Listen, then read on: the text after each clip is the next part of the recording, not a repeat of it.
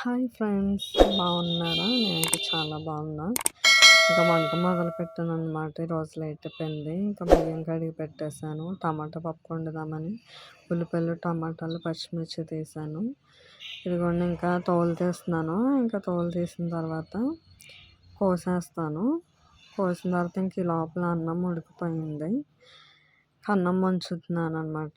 ఇంకా అన్నం వంచేసి ఇంకా పప్పుకి రెడీ చేయాలి. అయితే పప్పు ముందే నానబెట్టేసుకోవాలి. అయితే నేను మర్చిపోయాను అనమాట.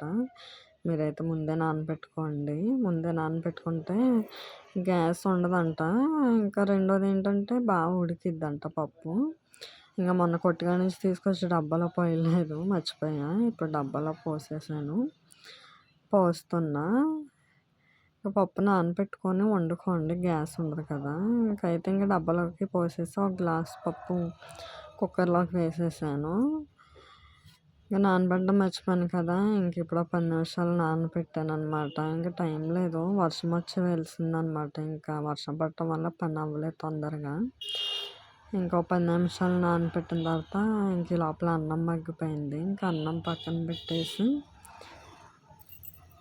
ఇంకా కోసిన టమాటాలు అవన్నీ ఇంకా పప్పులో వేసేసాను. తర్వాత ఉప్పు, కారం, పసుపు వేసాను. తర్వాత మీ పులుగుకి తగ్గట్టు చింతపండు వేసుకోండి. ఇంకొకసారి కలబెట్టేసిన తర్వాత ఇంకా గ్యాస్ మీద పెట్టేసుకుంటున్నాను. ఇంకా గ్యాస్ మీద పెట్టుకున్న తర్వాత ఒక 4-5 విజిల్స్ వస్తే, ఆ 10 నిమిషాలు నానబెట్టాను కాబట్టి 4-5 విజిల్స్ వస్తే సరిపోద్ది. అసలు నానబెట్టకపోతే ఒక 6-7 విజిల్స్ అన్నా రావాలి. లేదంటే కొంచెం ముక్కలు ముక్కల్లా ఉంటుంది పప్పు. ఇంకా విజిల్ వచ్చేసింది. ఇంకా పప్పు ఉడకడం అయిపోయింది. ఇంకా తాలింపు పెడదామని చెప్పి ఇంక ఇదిగోండి తాలింపులు అవన్నీ రెడీ చేశాను. ఇంక ఈ తాలింపులు పెట్టాలి కదా. ఇంకా కరివేపాకు, ఇంకా విజిల్ అయిపోయింది కదా.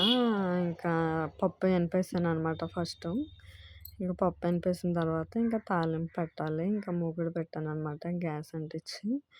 ఇంకా మూకుడు హీట్ ఎక్కేదాకా కొంచెం వెయిట్ చేయాలి. అది హీట్ ఎక్కిన తర్వాత మనం దాంట్లో ఆయిల్ పోసుకోవాలి.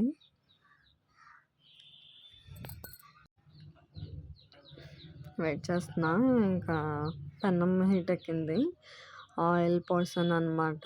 ఇంకా అది హీట్ ఎక్కిన తర్వాత ఫస్ట్ వెల్లుల్లిపాయలు వేసాను. ఇంకా తర్వాత తాలింపులు అవన్నీ వేసేసాను. అవి వేగిన తర్వాత ఇంకా కొంచెం కరివేపాకు వేసాను. కరివేపాకు ఎంత వేస్తే అంత టేస్ట్ కదా. పప్పు తాలింపు బాగుంటుంది, నాకు చాలా ఇష్టం.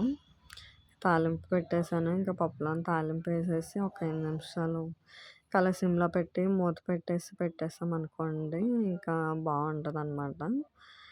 ఇంకా ఇదే ఫ్రెండ్స్, వీడియో నచ్చితే సబ్స్క్రైబ్ చేసుకోండి ఫ్రెండ్స్. బాయ్.